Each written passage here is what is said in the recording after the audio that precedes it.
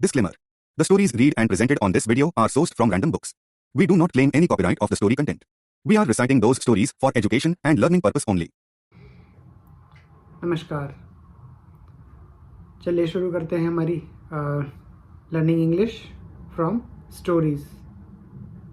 सो यहाँ पे इस सीरीज़ में हम स्टोरी पढ़ेंगे इंग्लिश में और उसको हिंदी में ट्रांसलेट करेंगे और जितने भी डिफ़िकल्ट वर्ड मीनिंग टेंसेस हैं वो उन सभी पे एक नज़र डालेंगे।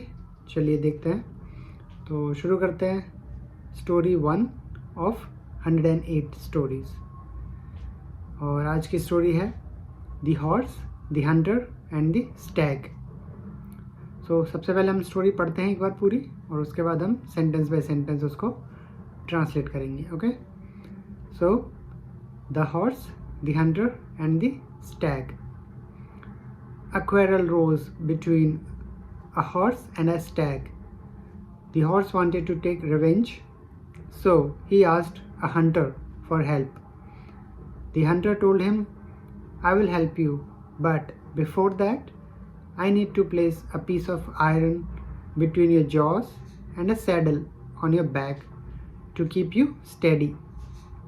The horse did not realize what that meant, but agreed to the terms. The hunter mounted the horse, and with his help, the horse was able to overcome the stag. Then the horse asked the hunter to get off him and remove the piece of iron and the saddle from him. The hunter replied, But I prefer to keep you like this. The horse had no choice but to serve the hunter forever. Moral: if you use men for your purpose, they will use you for theirs. Okay, चलिए अभी इसको translate करते हैं। The horse, the hunter and the Stag. ये कहानी है एक horse मतलब घोड़े की, और एक हंटर मतलब एक शिकारी, और द स्टैग एक बारहसिंगा। A quarrel rose between a horse and a stag. A quarrel means झगड़ा, लड़ाई होना, झगड़ा होना। Okay, rose, it's a rise, second form, rose. Alright, so between a horse and a stag मतलब एक घोड़े और एक बारहसिंगा के बीच झगड़ा हो जाता है। The horse wanted to take revenge, और जो हॉर्स यानी घोड़ा होता है वो बदला लेना चाहता है बारहसिंगा से। So he asked a hunter for help, तो वो एक शिकारी से मदद लेता है बदला लेने के लिए। The hunter told him, I will help you, but before that I need to place a piece of iron between your jaws and a saddle on your back to keep you steady. तो शिकारी उसको बोलता है, ठीक है मैं तुम्हारी मदद करूँगा, लेकिन उससे पहले मुझे तुम्हें मतलब लगाम लगानी होगी और तुम्हारी पीठ पे एक बैठने की सैडल, बैठने का जो घोड़े के ऊपर लगा रहता है सीट, सैडल लगाना होगा। The horse did not realise what that meant. घोड़े को समझ में नहीं आया कि इसका मतलब क्या है, but agreed to the terms, लेकिन उसको बदला लेना था इसलिए वो मान जाता है, agreed to the terms.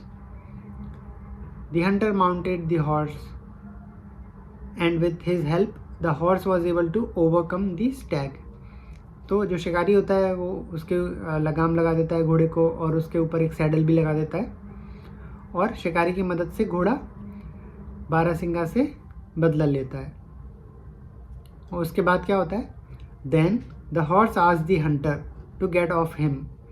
Then जो घोड़ा होता है, आस्क्ड द हंटर, वो शिकारी को बोलता है to get off him.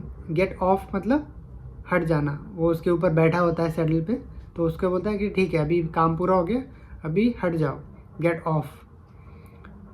And remove the piece of iron and saddle from him, और साथ ही साथ उसके मुंह से लगाम निकाल दे और सैडल भी हटा दे उसके ऊपर से। द हंटर रिप्लाइड, लेकिन वो जो शिकारी होता है वो बोलता है, I prefer to keep you like this, मुझे तुम्हें इसी तरह रखना है, क्योंकि हंटर को एक सवारी मिल गई थी, उसको घोड़ा कई सारी चीज़ों में मदद कर सकता था, तो एक तरह से उसने उसको अपना पालतू बना लिया। और इस तरह the horse had no choice but to serve the hunter forever, और घोड़े के पास भी कोई चारा नहीं बचा, उसको भी हंटर को सर्व करना पड़ा, मतलब उसकी सेवा करनी पड़ी, उसके काम आना पड़ा हमेशा के लिए। फॉर एवर मीन्स हमेशा के लिए। ओके, मोरल मतलब इस कहानी से हमें क्या शिक्षा मिलती है, क्या इस कहानी का मोरल है? So the moral is if you use man for your purpose they will use you for theirs. अगर आप अपने काम निकलवाने के लिए किसी का इस्तेमाल करोगे, जैसे कि घोड़े ने किया शिकारी का इस्तेमाल, then they will use for your theirs, तो वो लोग भी आपको अपना काम निकलवाने के लिए आपको इस्तेमाल करेंगे। ठीक है, तो सोच समझ के किसी से काम लेना चाहिए और देखना चाहिए कि आप एक घोड़े की सिचुएशन में ना फंस जाओ। ओके,